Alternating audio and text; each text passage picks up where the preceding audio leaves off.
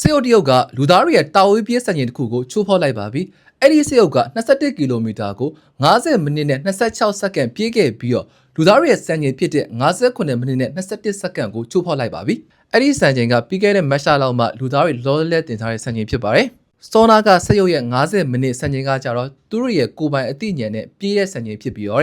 လူသားတွေထိန်းချုပ်ပြီးပြေးတဲ့စေယုတ်စံချိန်ကကြတော့48မိနစ်နဲ့19စက္ကန့်ဖြစ်ပါတယ်တဲ့။အဲ့ဒီစေယုတ်နှစ်အလုံးကကျွန်တော်မြန်မာနိုင်ငံမှာအသုံးများနေတဲ့ Honor Smartphone ကုမ္ပဏီကထုတ်တဲ့စေယုတ်တွေပဲဖြစ်ပါတယ်။ဒီစေယုတ်မာရသွန်အပြေးပြိုင်ပွဲကိုဒီနေ့ April 19ရက်နေ့မနက်ပိုင်းမှာတရုတ်နိုင်ငံတွင်ကျင်းပခဲ့ပါတယ်။ကုမ္ပဏီ80ကျော်ကစေယုတ်ပေါင်း300ကျော်ရှင်ပြိုင်ခဲ့ပါတယ်ဗျ။အဲ့ဒီ300ကျော်ရဲ့40ရာခိုင်နှုန်းကကိုယ်ပိုင်အသိဉာဏ်နဲ့ရှင်ပြိုင်ခြင်းဖြစ်ပါတယ်။လူသားတွေရဲ့ထိန်းချုပ်လို့မပါဘူး။သူတို့ရဲ့ကိုယ်ပိုင်အသိဉာဏ်ကိုယ်ပိုင် AI နဲ့ရှင်ပြိုင်ခြင်းဖြစ်ပါတယ်ပေါ့နော်။2025တုန်းကလည်းအဲ့လိုမျိုးပြေးပြိုင်ပွဲကိုတရုတ်နိုင်ငံမှာကျင်းပခဲ့တယ်။ဒါပေမဲ့အဲ့ဒီခါကျတော့စေယုတ်တွေနဲ့လူသားတွေနဲ့တွဲပြီးပြိုင်တာပေါ့နော်။အဲ့ဒီမှာစေယုတ်21ရောက်ကနေပြီးတော့လူသားတွေရဲ့ထိန်းချုပ်မှုနဲ့ပြိုင်ခြင်းဖြစ်တယ်။အဲ့တုန်းကပန်းဝင်တော်ရဲ့စံချိန်ကကျတော့2နာရီနဲ့မိနစ်40နဲ့42စက္ကန့်ဖြစ်ပါတယ်။တစ်နှစ်အတွင်းမှာမိနစ်50ဖြစ်ခဲ့တယ်ဆိုတော့လူသားတွေရဲ့နည်းပညာကတစ်နှစ်အတွင်းမှာတော်တော်လေးတိုးတက်ခဲ့တာကိုတွေ့ရှိရပါတယ်။တော်တော်လေးမဟုတ်ဘူးပါကြောက်ခမန်းလိလိတိုးတက်ခဲ့တာကိုတွေ့ရှိရပါတယ်။ဘာဖြစ်လဲဆိုတော့မိနစ်တုန်းကကျတော့သူကလူသားတွေထိန်းချုပ်မှုနဲ့